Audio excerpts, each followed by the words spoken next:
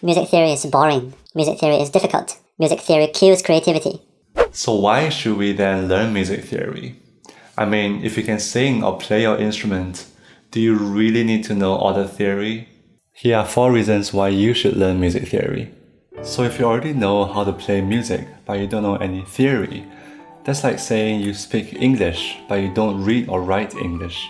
I mean, you could get by with just speaking it, but there's a whole lot more you can do when you can actually read and write.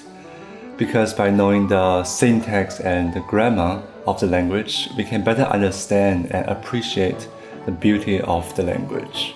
I'm sure we all listen to music, regardless of whether we are musicians or not. And knowing some basic theory, even for a non-musician, will greatly enhance the listening experience. Let's say you really enjoy a song. It will arguably be much more fulfilling to understand what makes us like it. Is it the chord progression, or is it a certain melody or rhythm? And often when we have the musical vocabulary, we can hear many more things in the music. Little details and gestures that we would have missed out without some basic theory knowledge. Some people might say that knowing too much music theory might take away the mystery or the magical quality of music. But I don't think so, as I think it's always more fulfilling to reach a deeper level of appreciation and understanding when we can. And in fact, we can almost never fully understand a piece of music, since there are always more layers and different perspectives and interpretations to the music, which all can only be accessed through some theory knowledge. So in a way, music theory is like, as one of my professors like to say, like a bag of tools that help us to unlock deeper meanings in music when we're listening, performing, or composing. Now, if you're a musician and you play an instrument, having a good grasp of music theory will improve your performance in many ways, especially for pianists.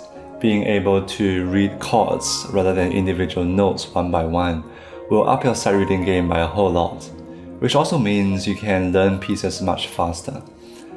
As most piano performances require the pianist to memorize the music, theory can help by allowing us to memorize music harmonically rather than relying on muscle memory, thereby reducing memory slips. Understanding the theory behind the music we play also gives us deeper insights into how to interpret them. Besides the basic musical parameters we have to consider, we also have to take into account of stylistic features.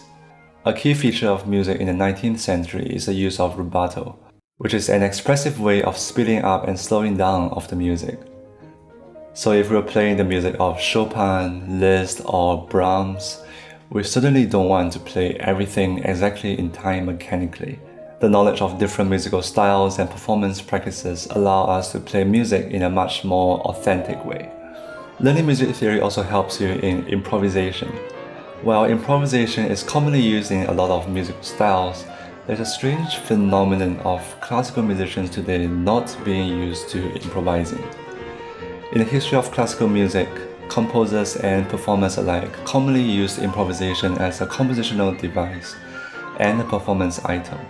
However, due to various reasons, the art of improvisation fell out of use in the early 20th century, and many musicians relied solely on reading music to play rather than improvising, resulting in generations of classical musicians not accustomed to improvising. So to be able to improvise, one would need some basic understanding of music theory, since improvising is kind of like composing while performing.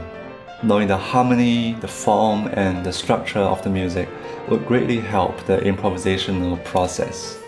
The last thing that music theory obviously helps a lot is when we want to write music. Of course, you might say, I'm not a composer, why do I need to write music?